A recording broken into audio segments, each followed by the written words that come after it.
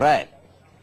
Al respecto, Peter Lerner, portavoz de la Fuerza de Defensa de Israel, afirmó en una entrevista a nuestro canal que Hamas es responsable de la situación y tiene que rendir cuentas.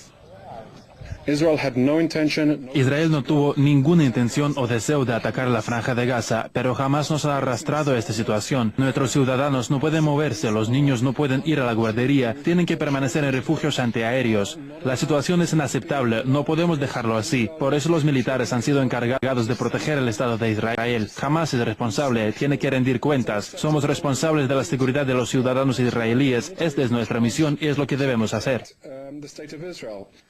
Y aunque la operación de Israel empezó como respuesta a los actos terroristas de Hamas, son los inocentes quienes pagan ahora las consecuencias. Así lo refirió la directora del Departamento de Asuntos Exteriores del Ministerio de Información de la Franja de Gaza, Isra Al-Mudarah.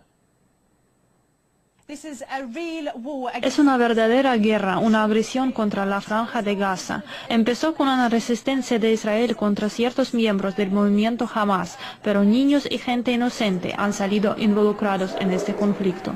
Es lo que vemos cuando una familia entera ha sido asesinada y 3 de los fallecidos fueron niños. Se trata de una asquerosa operación contra la población de la Franja de Gaza. Bien, continuamos entonces con la información. Veían ustedes las imágenes que han podido difundirse ya a través de todo el mundo gracias a esta agencia de noticias rusa. Y ahora vamos con otro tema. Vamos con las declaraciones de un experto. Nos referimos a Farid Kajat, quien es docente de la Universidad Católica del Perú. Él es de nacionalidad palestina o de orígenes palestinos. Sin embargo, intenta hacer un análisis objetivo de la historia de la Franja de Gaza y de cómo el pueblo israelí expolió de sus tierras a los palestinos. Escuchemos estas importantes acotaciones que hace este experto en el tema internacional, un analista internacional como es Farid Kajat. Vamos con ese reporte.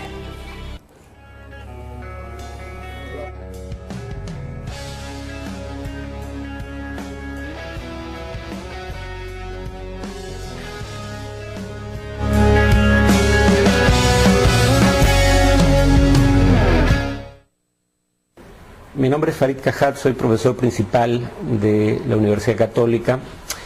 Tengo que hablarles sobre el conflicto palestino-israelí y empezaría por una cuestión que me parece fundamental. Yo soy de origen palestino. Alguien podría decir, eso implica que no puedo ser objetivo o neutral respecto a este tema. Y yo diría en lo personal que creo que sí puedo ser objetivo y que ser objetivo no implica que tenga que ser neutral. Hay quienes creen que la forma, digamos, imparcial de presentar un tema es darle la misma cobertura a las dos versiones fundamentales y no tratar de establecer si más allá de las versiones hay hechos que puedan contradecir una de esas versiones.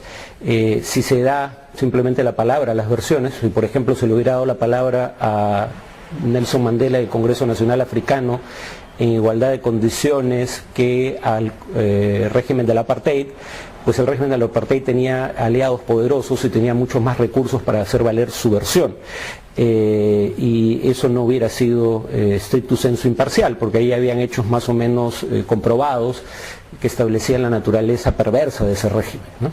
Yo creo que lo mismo se puede decir en este caso. Diría que además ser objetivo es atenerse a los hechos, ser imparcial es no tomar posición.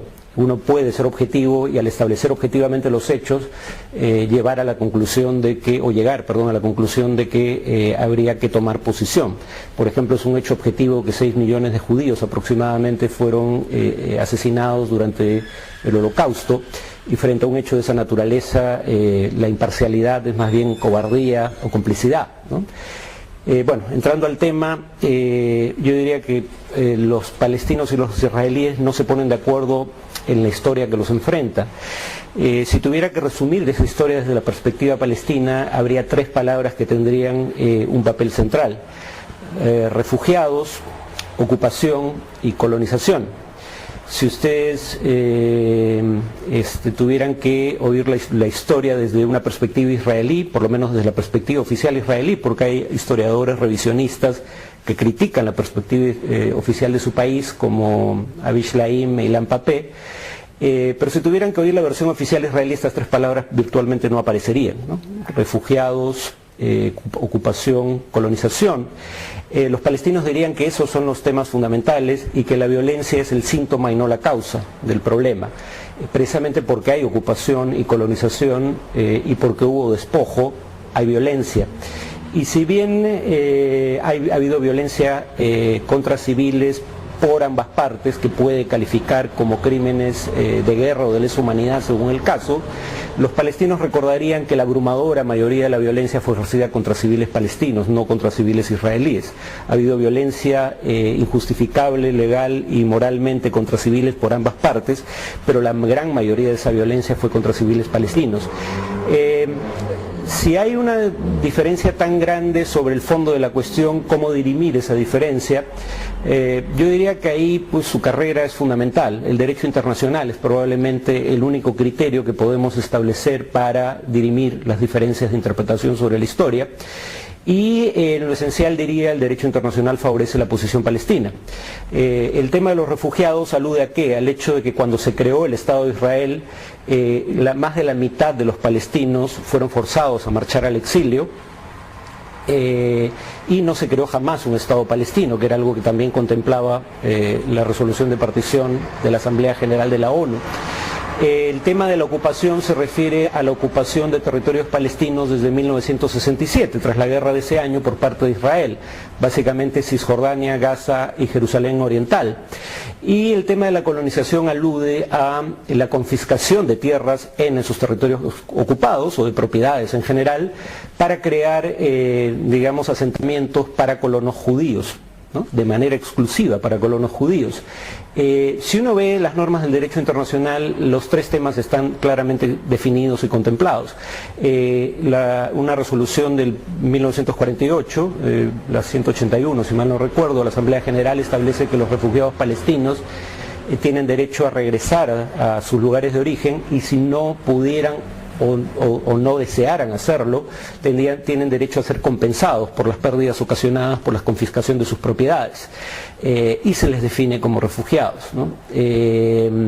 Israel alega que se fueron voluntariamente. No solo eso históricamente no es cierto, sino que es irrelevante, ¿no? Porque el punto es que hubieran tenido derecho a regresar y el Estado israelí no se los permitió. De hecho, destruyó buena parte de los poblados en los que habían residido.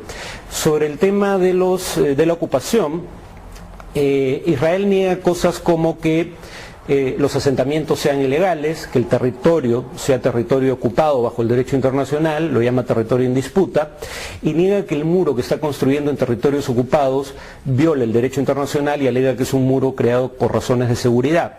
Si uno se atiene a las normas de derecho internacional en la materia, verá que todo esto es falso.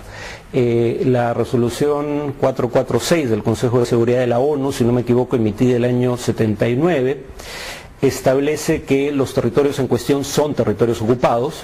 Israel es llamada la potencia ocupante y además establece que la construcción de asentamientos en esos territorios, primero, es legalmente nula y segundo, es un obstáculo para cualquier solución negociada al conflicto. Cuando uno ve la opinión consultiva de la Corte Internacional de Justicia sobre el tema del muro construido por Israel, la Corte también llama a los territorios en cuestión territorios ocupados, denomina a Israel potencia ocupante y dice que el muro es ilegal y su construcción debe detenerse. ¿Por qué? Porque si el muro tuviera solo fines de seguridad, debió haber sido construido en la frontera internacionalmente reconocida, la llamada Línea Verde, o frontera que existía entre Israel y los actuales territorios ocupados en 1967, antes de su captura por Israel en la guerra de ese año. Pero el muro está íntegramente construido en territorio palestino, lo cual mostraría, según la propia Corte, que su propósito fundamental es de confiscación de territorios adicionales, no de seguridad. Y bueno, en cuanto a el tema de la violencia, hay indicios como el reporte Goldberg, ¿no? Creo que es el nombre, digamos, la comisión tiene el nombre de un jurista judío sudafricano. Precisamente se nombró a alguien de religión judía porque Israel siempre alega que en las Naciones Unidas hay una mayoría automática en su contra. En este caso se nombró a alguien que fuera más bien cercano, que decía amar a Israel. Y este reporte, por ejemplo, únicamente sobre la invasión israelí a Gaza entre fines del 2008 y principios del 2009, establece que hay, digamos, razones para sospechar la comisión de crímenes de lesa humanidad por ambas partes y de guerra, fundamentalmente de guerra, pero sí establece que la mayoría de esos crímenes fueron cometidos por Israel, aunque no los tipifica como tales porque no es una corte de justicia, sí alega que el Consejo de Seguridad debería exigir a las partes una investigación del tema y en caso de que no lo hicieran de manera exhaustiva e imparcial, y en caso de que no lo hicieran el tema podría ser remitido a la Corte Penal Internacional. Digamos, para poner un ejemplo de cómo, habiendo, digamos, violaciones al derecho internacional humanitario por ambas partes no son equivalentes, el informe en cuestión establece que hubo 7 ataques contra instalaciones de Naciones Unidas, de los cuales 5 fueron cometidos por tropas israelíes, solo 1 por Hamas, uno de los grupos armados palestinos, y en un único caso no se pudo establecer responsabilidades, ¿no? Entonces, reitero, para resumir, el derecho internacional en lo fundamental, digamos, respalda la posición palestina y respalda la posición palestina también incluso en el tema de las violaciones al derecho internacional humanitario, estableciendo que la mayoría son cometidas por Israel. Bien, iniciamos entonces con la entrevista, pero antes quería pues un poco comentar esta situación que se da en Palestina. El derecho internacional, lo dice Farid Kajat, respalda la posición palestina. Ha sido condenada esta guerra genocida, porque no es una guerra en realidad, es el enfrentamiento de una de las potencias más importantes del mundo, como es Israel, que tiene un poderío militar similar a las potencias europeas, ¿no? Inglaterra, Alemania, y que se enfrenta pues a un grupo de guerrilleros prácticamente, ¿no? Que es el grupo Hamas, ¿no? Hamas centralmente, como también otros grupos, muchos de ellos extremistas, es cierto, muchos de ellos hacen atentados terribles también y sangrientos, no lo justificamos, pero esta reacción del ejército israelí y de la fuerza represiva de Israel es realmente desmedida y no tiene ninguna justificación. Bueno, vamos a dejar ese tema por ahora, ya estaremos analizándolo en otro momento. Y ahora vamos con la entrevista con Andrés Solari Andrade, quien ya está aquí con nosotros. Muy buenas tardes, Andrés. Buenas tardes, Ricardo. Un abrazo fraterno a toda la audiencia del Canal 55. Acá todo. Bien, bien. En primer lugar, se acaban de realizar las inscripciones ya, ¿no? Ya tenemos a 12 planchas, ¿no? Tú tienes precisamente los resúmenes de los planes de gobierno de los 12. Sí, ¿no? sí, acá tengo los... Ahora, una cosa que conversábamos... Tranquilidad. Una cosa que conversábamos con Paola Capcha y con otros candidatos, con otros personajes pues ligados al tema político es, se parecen mucho los planes, son bastante parecidos. Sí, son bastante parecidos. Hay que hacer una salvedad. Yo creo que el Jurado Nacional de Elecciones le ganó el tiempo, no sé qué pasó, pero creo que cometió un error. El formato que exige, este es un formato que exige el Jurado Nacional de Elecciones, tiene que ser llenado, es para un verdadero resumen, ¿no? Es el mismo que pidió en el año 2010, y ese formato se hace en base a temas que se contemplan en los planes de desarrollo, ¿no? En el 2010 pidieron el tema social, el tema económico, el tema ambiental y el tema de desarrollo institucional. Para este año 2014 han vuelto a pedir los 4 temas, pero ya los criterios de planeamiento entre el 2010 al 2014 han evolucionado y se han perfeccionado. Ahora ya no son 4 criterios, actualmente son 6 criterios, no lo digo yo, ¿no? Lo dice el Centro de Planeamiento Nacional de Planificación Nacional, el CEPLAN, ¿no? Que es quien regenta todo esto. Entonces yo creo que el jurado de elecciones debió pedir un formato sobre los 6 temas. En fin, no cambia mucho la cosa, podría ser un tanto irrelevante esta diferenciación, pero lo que sucede es que los 2 temas que faltan, uno es sobre gobernabilidad y Estado de Derecho, ¿ya? ¿no? Y el otro tema es Estado y, bueno, uno es Estado y gobernabilidad, ¿no? Estado, que decía Estado de Derecho, Estado y gobernabilidad, y el otro es oportunidades y acceso a los servicios, ¿no? de la ciudadanía, de la sociedad, que si analizamos ahí, era necesario puntualizarlos, ¿no? Era necesario una precisión. Una precisión. Entonces aquí como que el jurado de elecciones termina dándole una manito a todas las organizaciones políticas. Pero ¿qué pasa, Andrés? Bueno, en fin. ¿Qué pasa, Andrés, con la ley electoral? Porque no solo tenemos ese vacío, ¿no? Tenemos el vacío, por ejemplo, en las elecciones internas de los partidos, ¿no? Porque es posible que el 20% de las organizaciones pongan, o sea, el comité central ponga a sus candidatos. Eso por una parte, y por otra parte no hay obligatoriedad en cuanto a la presencia de los organismos electorales. De supervisión, sobre todo de la OMPE, ¿no? Sí, fíjate, en primer lugar, aquí tenemos que pedirle un poco de cuentas a nuestros congresistas, al Congreso Nacional de la República, porque la OMPE hace algo más de 2 años, más o menos, las elecciones fueron en 2010, en 2011, a mediados del 2012, la OMPE presentó un proyecto de ley para modificar muchos aspectos de la legislación electoral y también para unificar las diferentes leyes, porque ahora todo es una telaraña de dispositivos legales que confunden. Entonces, la OMPE y casi simultáneamente el jurado de elecciones, los dos pidieron estos cambios, y estos cambios no se han dado. Hay una ley, o mejor dicho, un proyecto para modificar la ley. Para elaborar el código electoral, ya sería unificar todo. Está en debate, o mejor dicho, estuvo en debate, porque ya en este tiempo... no, ya no, pues. Ya no, pero los congresistas decidieron simplemente no debatirlo, o sea, no llevarlo al pleno. Exacto, sí, pues, no, entonces, y quieren debatirlo por parcialidades, por pequeñeces, ¿no? Está en debate ahorita si hay derecho a reelección o no reelección de una autoridad. Eso podría haberse tratado en el universo.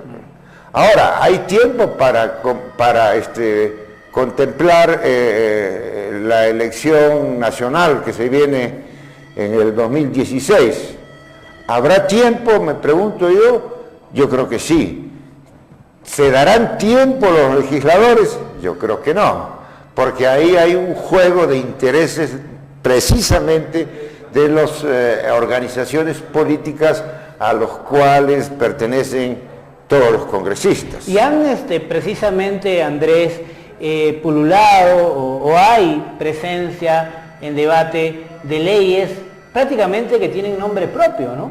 Como por ejemplo esta ley que hace alusión, ¿no?, a los gobiernos regionales, porque tenemos pues a Gregorio Santos, ¿no?, que siempre ha sido... Ah, bueno, claro. Y en fin, o sea, pero las leyes tienen un contenido mucho más, digamos, de político, ¿no? Un contenido, digamos, de conveniencia política. De claro, las leyes se están dando de acuerdo a cierta lectura política del momento, de la eventualidad, ¿no? Entonces, si en este momento conviene o no me conviene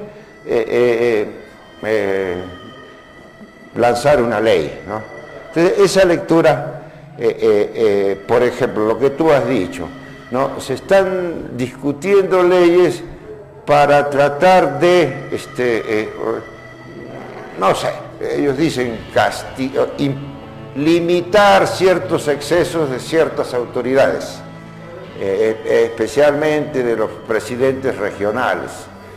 Pero a veces ciertos excesos de los presidentes regionales suceden, ocurren por una causa, por otras razones, también de descuido de la legislación. Yo te digo un caso. ¿Por qué hay excesos de un presidente regional? Porque al final de cuentas lo permite el Consejo Regional respectivo, ¿no? ¿Y por qué el Consejo Regional respectivo comete esos errores? Deliberadamente o por ignorancia, porque sabe que no se está cumpliendo en el país un proceso de mejoramiento que está señalado por ley, ordenado, de las capacidades ciudadanas. Este proceso de mejoramiento de las capacidades ciudadanas significa entrenar futuros cuadros de liderazgos sociales y políticos. Para eso están los planes que siempre hemos hablado de participación ciudadana. Ha mencionado un tema muy importante, es la debilidad institucional del Consejo Regional. Esto es muy importante y muchas veces la ciudadanía cuando va a votar piensa, bueno, hay que votar por el candidato a presidente. Y el resto es relleno. El resto ya está de relleno. Pero en realidad el Consejo Regional es el llamado, es más, si revisamos la ley orgánica de las regiones, vamos a ver que el Consejo Regional, que incluye también al presidente regional, está por encima del Ejecutivo, o sea, del propio presidente regional, ¿no es cierto? Bueno, claro, si vemos en el orden de prioridades que la ley orgánica de gobiernos regionales señala, el primer poder del Estado regional es el poder legislativo, o sea, el Consejo Regional. Pero acá en Ayacucho, y yo supongo que en otras regiones también, el Consejo Regional es ninguneado muchas veces. Es ninguneado, y es ninguneado por el propio elector. ¿Ya? Tú ves las campañas anteriores, los procesos electorales anteriores. Este proceso actual, nadie se preocupa quién va a ir como consejero de su provincia. Todos nos preocupamos quién va a ser el presidente regional y pocos se preocupan quién va a ser el consejero de mi provincia, de tu provincia. Entonces, yo creo que es muy estratégico. Bueno, ya se inscribieron, sabe Dios quiénes serán. Hay un 90% de desconocidos como candidatos a consejeros regionales. Así lo ha habido en los procesos anteriores. Precisamente en ese sentido creemos que hay una agilidad importante en el Jurado Nacional de Elecciones al poner, o sea, digo agilidad técnica, por decirlo de una manera, porque ellos han provisto, ¿no?, la posibilidad, y han previsto y provisto también esta posibilidad de que podamos acceder a todas las hojas de vida, a todos los planes de gobierno de una manera muy rápida y ágil, ¿no? A través de las páginas del Jurado Nacional de Elecciones. Ustedes pueden en cualquier momento entonces acceder a eso. Vamos a poner un momento más la dirección en pantalla, pero antes de eso quería yo preguntarte lo siguiente, Andrés, y es ¿por qué se ha obviado, por qué el Jurado Nacional de Elecciones obvia algo que a mí me parece tan importante como es dentro de las hojas de vida que los candidatos pongan la cantidad de bienes que han obtenido, por decirlo de una manera? Porque, por ejemplo, se ha encontrado en Lima, han hecho un análisis algunos periodistas, que algunos candidatos pues declaran, ¿no?, antes de su gobierno, pero no declaran después. ¿Y cómo sabemos si esta persona realmente no se ha enriquecido estando en el gobierno? Wilfredo Corima simplemente no ha declarado sus... Bueno, porque en este proceso no le están exigiendo, pues, no está exigiendo, ¿no? Pero en el anterior sí. En el anterior sí lo exigieron. No hay explicaciones el por qué esta vez no le exigen. Debiera ser. ¿Es un error? ¿Es un descuido? ¿Qué piensas? Yo creo que no es descuido. Es algún análisis que ha hecho el jurado de elecciones para tomar la decisión. ¿Te parece correcto ese análisis? ¿Cómo? ¿Te parece correcto ese análisis? Me parece que se ha equivocado. Ya dije una equivocación anterior y esta vez es lo mínimo que le pueden pedir. Oiga usted, yo entro con mi sueldo y no voy a terminar, pues después de mi gestión, no voy a terminar dueño de un edificio, ¿no es cierto? ¿No? Es comparación. Entonces, en todo caso puede hacerse, pero bajo medios lícitos, ¿no? Pero, en fin, no le piden sus ingresos.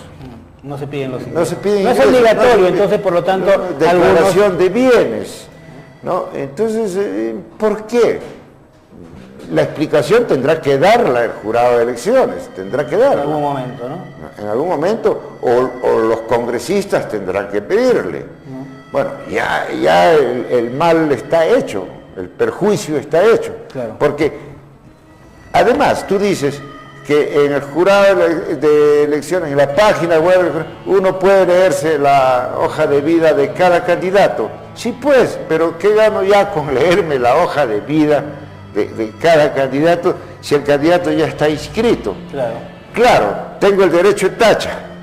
Entonces, pero para ponerle tacha a un candidato tengo que pagar como persona 972 soles para ejercer el derecho de tacha. Si la tacha procede, entonces me devuelven mis 970 soles, mis 970. Si la tacha no procede, perdí, pues, ¿no? Claro. Mis 900 soles, ¿no? Entonces, debiera ser algo...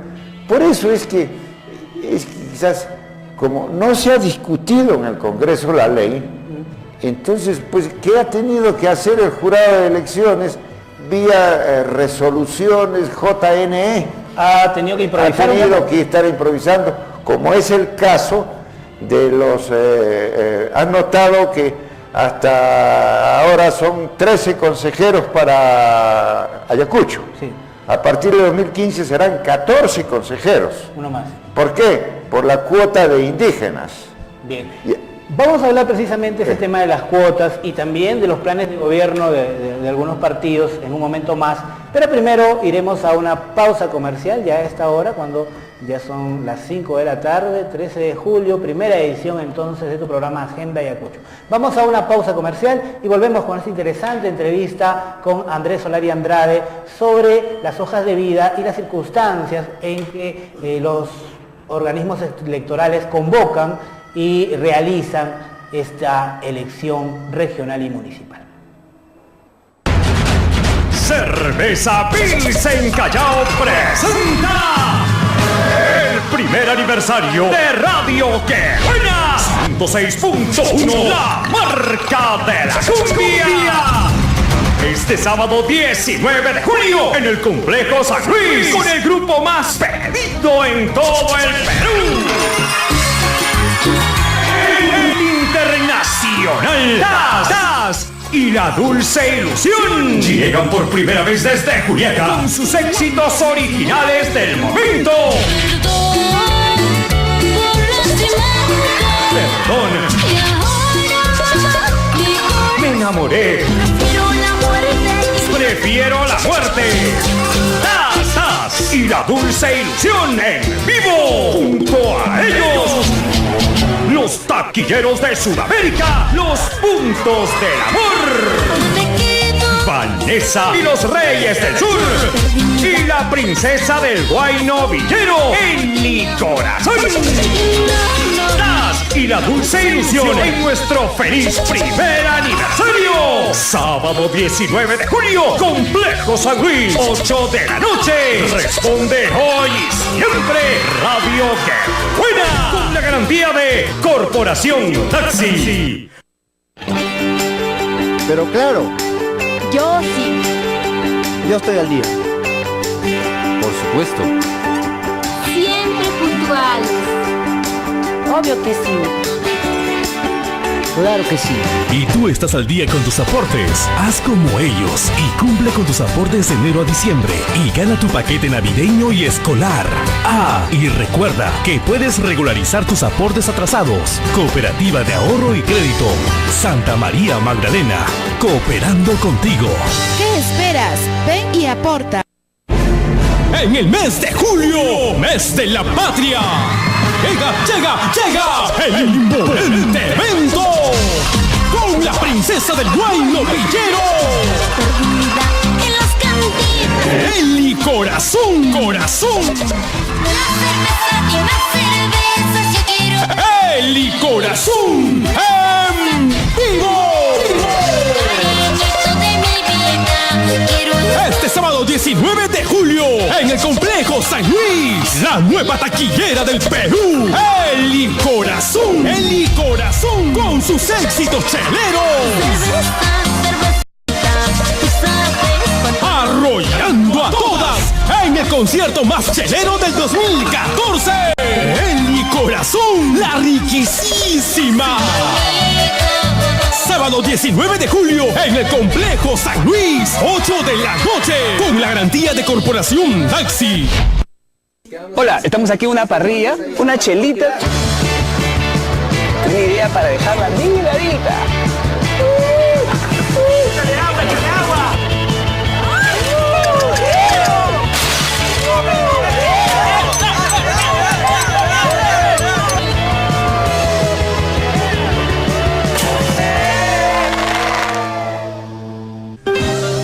Festival Gastronómico Ayacucho, Sabor y Tradición, del 26 al 28 de julio. Ven al festival gastronómico más grande de la región, donde disfrutarás de la comida variada regional y nacional, danza y música, show infantil, exposición gastronómica, productos industriales, artesanía, clases magistrales con chefs de categoría regional y nacional. Ayacucho, Sabor y Tradición. Te esperamos del 26 al 28 de julio. Lugar, explanada del Estadio Ciudad de Cumaná. Organiza Dircetur y Gobierno Regional de Ayacucho. En la vidrería San Cristóbal fabricamos muebles para oficinas y computadoras. Hacemos productos de fibra de vidrio y exhibidores de alambre para múltiples propósitos. Nuestra experiencia y formación académica nos permiten ofrecer a los clientes un mueble que esté a la altura de sus expectativas, manteniendo siempre en su fabricación un estándar de calidad, tanto en materiales como en mano de obra.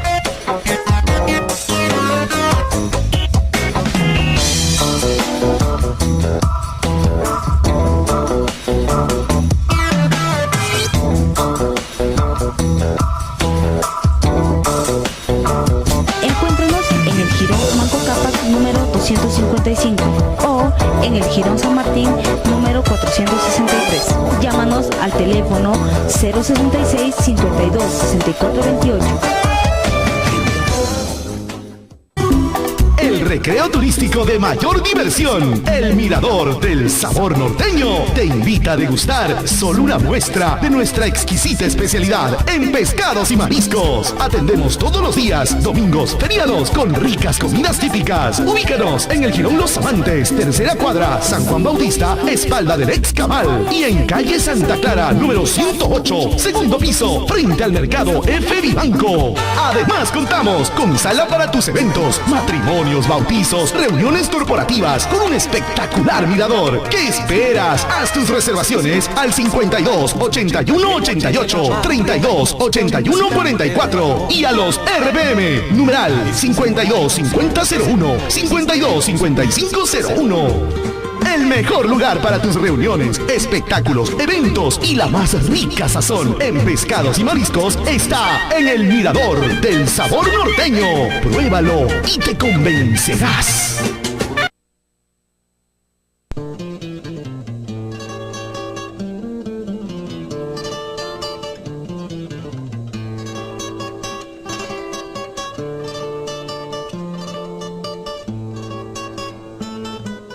Amar a nuestro país es trabajar juntos para mejorar nuestra ciudad y dejarle a nuestros hijos un país lleno de orgullo.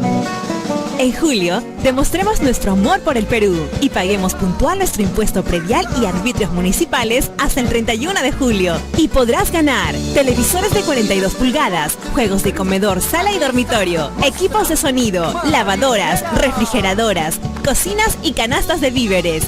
Si no pagaste en junio, págalo ahora y gana. La Municipalidad Provincial de Huamanga y el SAT, construyendo la nueva Huamanga. Encuéntranos en Facebook.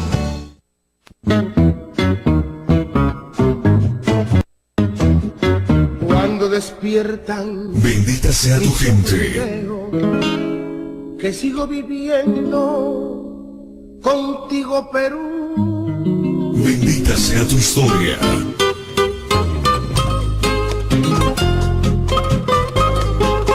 Bendita sea la patria. Bendito sea el Perú. Felices fiestas patrias.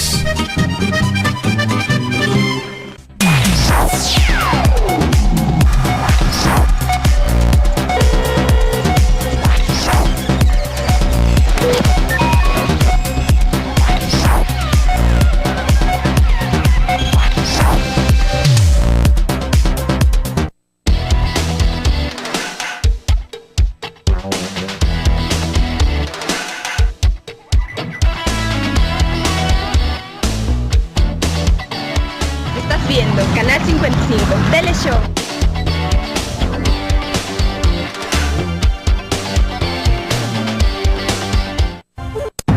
Ahora en tu nuevo canal, HLTV, puedes acompañarte todo el día con las mejores películas, Sí, lo recuerdo perfectamente. series, Con permiso, enano, voy a ver la tele. documentales, deportes, Amor, es domingo. telenovelas y más. ¡Genial! Y prepárate, porque hay más sorpresas. Regalamos más emociones, regalamos sonrisas. Tú tienes el control en HLTV. Mejor imagen, más imaginación, mejor compañía. HLTV, para ver lo mejor. Tu nuevo canal. En HLTV revaloramos nuestro patrimonio, nuestra cultura como imagen. Este es el símbolo cultural de HLTV, apoyando al desarrollo de nuestra región. Con la mejor programación, HLTV, para ver lo mejor.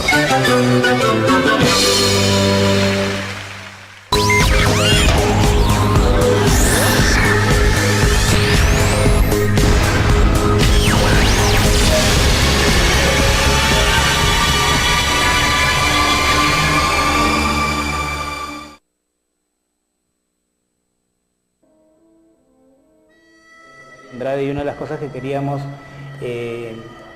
decir es que precisamente hay hojas de vida que presentan esta situación, como ya decíamos, pero también hay planes de gobierno. Hay un caso específico, por ejemplo, en la municipalidad o los candidatos a la municipalidad de Pacaycasa, el distrito de Pacaycasa. Uno de ellos, creo que es de APP o de Lara, no recuerdo en este momento, porque hay dos copias, ¿no? Hay la copia de su programa general. De su programa general, completo, ¿no? Y hay otro que es ya la síntesis, el resumen, ¿no es cierto? resumen. Y en el programa, en el general, aparece Sotos. ¿Qué implicancias tiene esto, Andrés? Bueno, eso es producto de la improvisación, eso lo han hecho una semana antes seguro. Con el apuro se equivocaron y han pegado de otro distrito, han pegado del distrito y se han olvidado de poner cambiar los nombres. Ahora, Esa es la clásica pegada, ¿no? Tú has sido invitado seguramente a confeccionar por ahí algún plan de gobierno. Claro, en el 2010 yo ayudé como a 6, 8 distritos a hacer su plan de gobierno, ¿no? Pero eso lo hicimos con una anticipación, no mucho tiempo, pero sí 3 meses. Una cosa que se ha puesto en el tapete con este tema de las investigaciones por casos de supuesta corrupción a varios presidentes regionales es la idoneidad del proceso de regionalización. Y muchos dicen, hace poco Tuesta Soldevilla, ¿es Tuesta Soldevilla? Sí, Fernando Tuesta Soldevilla, el ex jefe de OMPE, publicó hace años. un artículo interesante donde él dice ya fracasó la regionalización. Es lo que es su posición, ¿cierto?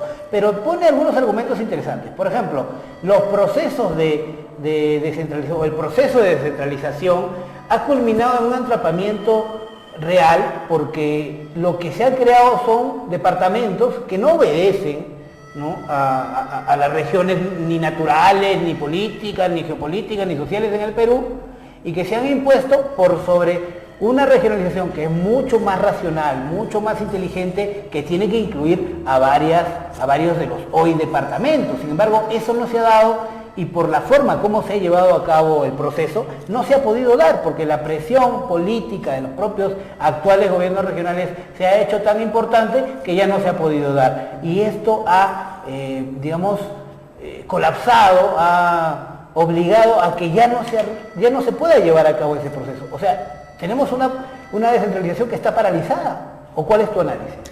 Bueno, yo concuerdo desde el punto de vista estructural que plantea Fernando Tuesta, concuerdo con el señor. Y además él es un tipo que se dedica a esto, a la investigación científica de este asunto, ¿no? Profesor en la Católica de este asunto. Pero si analizamos, hagamos las cosas de un análisis lógico elemental. ¿Ya?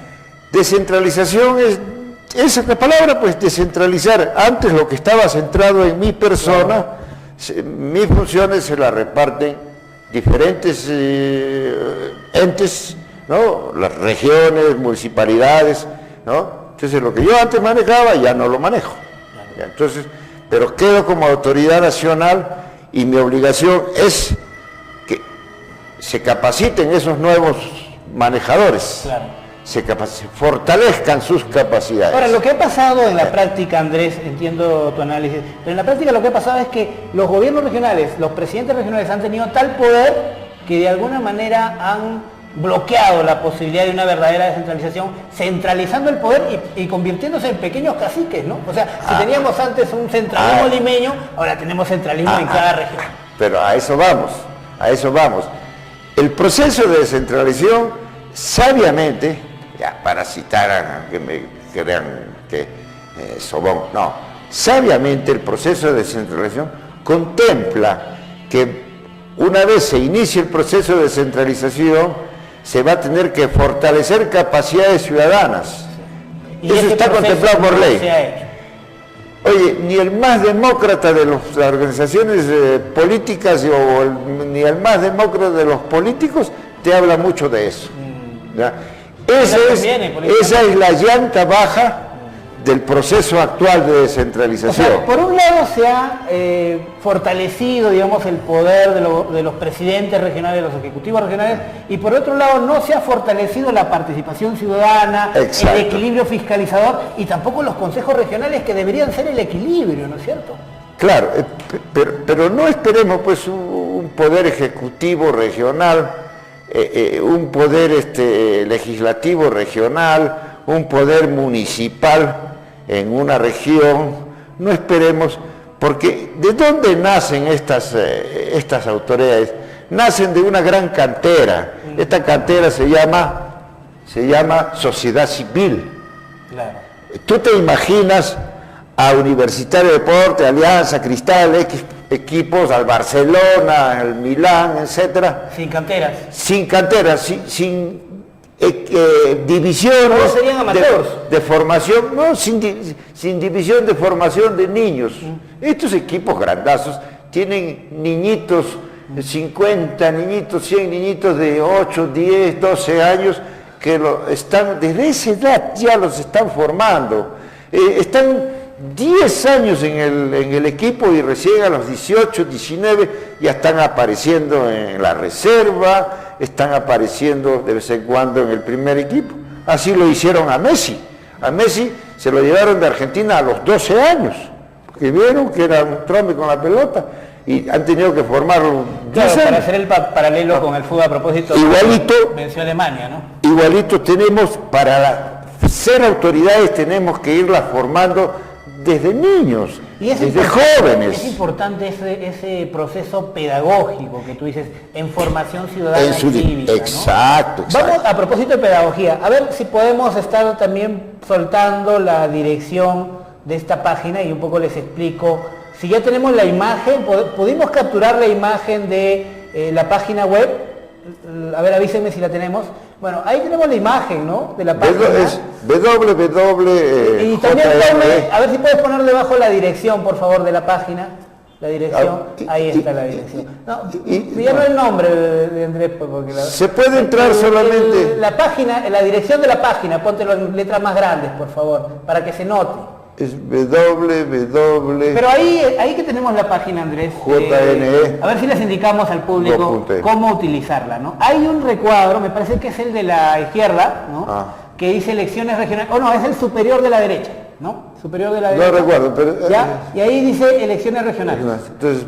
Entra usted, le da un clic, a ver, más hacia el otro lado, al revés, al revés. Entra usted y ahí al otro lado, al otro extremo, bájalo un poco, al recuadrito, bájalo. Ya, ahí está, ¿no? Un poquito más aumento. ¿Qué cosa quieres? Ahí dice elecciones regionales. Consultas. ¿Puedes aumentarle un poquito el zoom? Ahí tienes 9 opciones donde entrar. Consulta de listas y candidatos, por ejemplo. Ya, abajo está consulta de listas y candidatos. Y en esa opción, ahí donde dice consulta de listas y candidatos, usted puede acceder a una página donde va a haber otro recuadro. Te va a decir buscar y te guías, solito te guías. Sí, y es bien sencillo, ¿no? Sí, es bien sencillo. Ahora hay que poner en el recuadro, pues, por ejemplo, Ayacucho, luego hay que poner la provincia, si es para municipalidades. Pero igual te da para... No tienes necesidad ni de tipearla. Para nosotros que tenemos una práctica en el uso, digamos, de este medio que es el internet, es fácil. Pero a veces algunas personas se dificultan un poco. A mí me han preguntado algunas personas cómo se hace. Por favor, regresamos a imagen.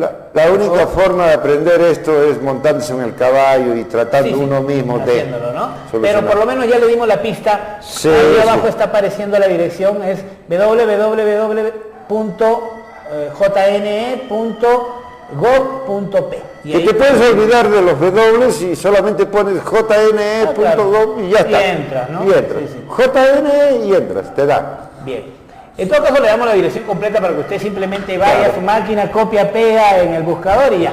Pero no se haga bolas, ponga JNE. Sí, también, en caso de y le va a entrar a la jurada de elecciones. Ahí entramos a una diversa información, que no es una información tan amplia, pero en cuanto a planes de gobierno sí me parece bastante completa, Andrés. Sí. Completa pero extensa. ¿Qué hacemos, Andrés, ahora con este proceso de regionalización? Yo sí tengo la impresión, permíteme dar esta opinión, y a todo el público, de que el proceso de regionalización se encuentra como entrampado. Es decir, se ha convocado hace un tiempo a elecciones para ver que se unieran, pues creo que Sica, Ayacucho, Huancavelica, por ahí, ¿no? Bueno. Y no han querido, no hemos querido. Y no hemos querido, no por razones racionales o políticas o geopolíticas, sino simplemente porque ciertos grupos de poder al interior de cada región no han querido para mantener su poder. No, pero ahí hay una cosa. La ley contempla, el proceso se llama proceso de descentralización y regionalización. Así se llama oficialmente el proceso. Estamos ahorita en el proceso de descentralización, pero poco se habla del proceso de regionalización. Y cuando esa ley se dio cuando Toledo en el 2002, y cuando Toledo se programó y se dijo, se van a integrar un departamento, se va a integrar con otro departamento, uno o más departamentos circunvecinos, ¿ya? Y mediante eso se decidirá mediante referéndums. Un primer referéndum será en el 2005, el otro en el 2009 y el otro en el 2013. ¿Qué ha pasado en estos referéndums? ¿Qué pasó? Para el primer referéndum del 2005 se lanzó el referéndum, pero la gente, el ciudadano común y corriente no sabía qué significaba integrarse, ¿ya? Entonces, por eso fracasó, pues la gente no sabía, por eso el no fue unánime, ¿no? Porque, claro, nunca se hizo una campaña para explicar qué era, y quizá era muy prematuro. Entonces ya En el 2009 no hubo referéndum porque en el 2007 Alan García dice, no, el referéndum solamente se realizará si los departamentos involucrados piden el referéndum. Claro. Entonces, nadie ha pedido el referéndum porque... Entonces, eso está ahí en stand-by. Ahora, un ensayo de todo esto es lo que se está haciendo, por ejemplo, en el caso nuestro de Ayacucho, es la Mancomunidad Regional Los Andes. Entonces, que se han unido Huancavelica, Apurímac, Ayacucho, últimamente en enero de este año, Ica. Y parece ser que ya se unió Junín. Entonces, ellos están viendo, más o menos, qué intereses en común tienen, ¿no? ¿Crees que los encuentren, Andrés? Yo creo que los tienen intereses. Ica, ¿por qué crees que se ha ingresado? Es porque a Ica le interesa beneficiarse con el agua de Huancavelica. En buenos términos, te digo, ¿no? Beneficiarse. Negociar estas cosas. El tema, por ejemplo, de la repartición de los ingresos que genera el gas, por ejemplo, eso también es Sí, ciertas cosas. ¿No? Y además, pues, vía mancomunidad o vía macroregión, si algún día llega a ser, pero ahorita vía mancomunidad, la ley permite asociarse para hacer estos departamentos asociados para gestionar proyectos de beneficio común. Acabo de leer ayer, hoy día creo, que se piensa hacer el tren, prolongar el tren Huancayo-Huancavelica, prolongarlo hacia Ayacucho. ¿Tú crees, Andrés, que estas mancomunidades políticamente van a mutar en algún momento ya en macroregiones? ¿Crees que eso va a ser? Podría ser, por lo menos es el gran ensayo, de pensar estratégicamente en forma mancomunada, ¿no? ¿Qué piensas de los actuales candidatos, no solo en esta región, sino en las regiones a nuestro alrededor, las más vecinas, pensemos, ¿no? Las candidaturas se presentan más o menos de una forma parecida, con improvisación, con falta de liderazgo, y coincidimos en que no tenemos dónde elegir. El ciudadano común y corriente dice, ¿pero por quién voto? Aquí no hay por quién votar. Exacto, parece ser que no hay por quién votar, porque fíjate, 2003, 2006, 2010, ahora 2014, estos candidatos que vemos, yo me pregunto, ¿dónde han estado? ¿Qué cosas han hecho? Han salido políticamente, claro, han dormido, como el oso, ese oso que duerme todo el invierno, han dormido y ahora aparecen como candidatos, ¿no? Como salvadores. Una muestra del oportunismo, así, pero tremenda, exacto. ¿No? Entonces, ¿y por qué no reclama la sociedad civil? ¿Por qué no reclaman las instituciones emblemáticas, colegios de profesionales, en fin, toda esa gente que se precia sentirse como formando parte de una élite intelectual, ¿no? Que son pues, todos los profesionales egresados de universidades, ¿no? La propia universidad, ¿por qué no se pone, nuestra universidad, por qué no se pone como un orientador científico de estas corrientes sociales, políticas? Andrés, que la universidad, pese a que saben los docentes que esta universidad ya no tiene sentido, es una universidad que crea solamente títulos o que hace solamente títulos, papeles, y que no da calidad de formación, que no investiga, que no publica, que no da ningún conocimiento extra. O bueno, sea, no todo eso tiene que revertirse si es que quiere seguir llamándose universidad. Ahora, pero, si no, será pues pero un lo que instituto. está pasando es que los docentes dicen ahora, bueno, ya se acabó el problema, empecemos de nuevo y aquí no pasó nada. Eso es lo que está sucediendo. Toda crisis deja heridas, deja enseñanzas, deja cicatrices. Entonces esto no puede, pues no podemos darnos el lujo de que sigamos con el mismo problema los próximos 10, 20 años. Y va a volver a presentarse si es que no se soluciona. Si es que no se opera. Si es que no se opera, hay que Pero operar. yo ya he visto a los docentes muy tranquilos ellos. Ellos quieren seguir en sus mismos cargos, en sus mismos puestos, y acá no pasa nada. Eso explica... Simplemente que se vaya a Rivas Plata y seguimos tranquilos. No. Y ahora hay que analizar bien, estudiar bien y afrontar con valentía e hidalguía los retos que plantea la nueva ley universitaria, que parece que no está siendo muy popular en ciertos sectores, pero yo creo que como es una receta que se está dando como ley universitaria que va a permitir superar muchas cosas. Sí, yo creo que la ley universitaria en su gran mayoría en la gran mayoría digo de su articulado, es muy buena. Hay algunos puntos que son polémicos, como el tema del Senado, ¿no? Pero ninguna ley como ningún documento es perfecto, pues, ¿no? Y las cosas se van corrigiendo, enmendando, enderezando en la medida que tú vas aplicando la ley. Bien, Andrés. ¿No? Lamentablemente en televisión el tiempo siempre no gana. Ha sido bien interesante conversar contigo, vamos a seguir hablando. Esta ha sido una introducción para, digamos, empezar a un proceso que yo creo que estamos obligados. Debemos, el periodismo debe darle mucha importancia a este proceso y no perderle el compás político a la información política para la intención es mejorar el discernimiento electoral de cada elector y ya no vote pues por lo de siempre, por la emotividad, porque eres mi compadre, y acá no le vamos a dar espacio tampoco a la guerra sucia, ¿no? O sea, está casado, no está casado, que si vio tal cosa, acá la guerra sucia es vida privada de cada quien. Es totalmente para nosotros inocua. Nos vamos a ocupar, eso sí, de analizar con seriedad cuál es su propuesta, cuáles son sus propuestas y ¿para qué quieren gobernar? ¿Para qué quieren hacer lo que hizo Corima? O sea, que fue una irresponsabilidad. Nos estamos corriendo el riesgo de caer nuevamente en ese mismo vicio, marasmo de drogadicción que significa Oscorima. Dios nos salve de Oscorima, la verdad, te lo digo con sinceridad. Bueno, pero tampoco eso no significa pues levantar a otros, ¿no? No, pues por eso. ¿no? Pero bueno, ya pues no puedes votar por quien ya sabes quién es. Ya sabe cómo la hizo. Exacto. Bien, Andrés Solari estuvo con nosotros y mencionaste pues a propósito el tema de los colegios profesionales.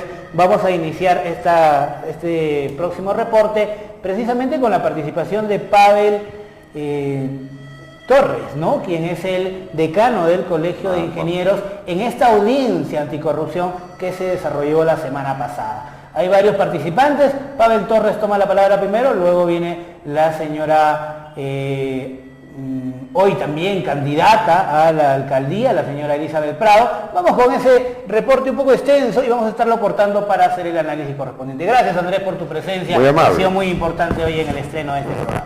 Vamos con ese reporte, audiencia pública anticorrupción.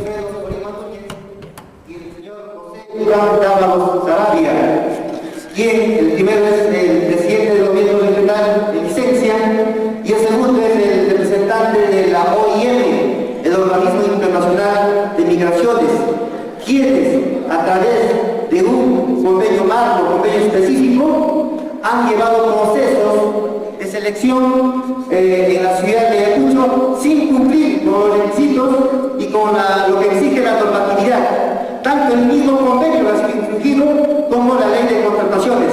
Tal es así, como ejemplo, tomo el Hospital 3.1. En este caso se inició el proceso sin expediente técnico aprobado. En octubre se inició el proceso de selección y en diciembre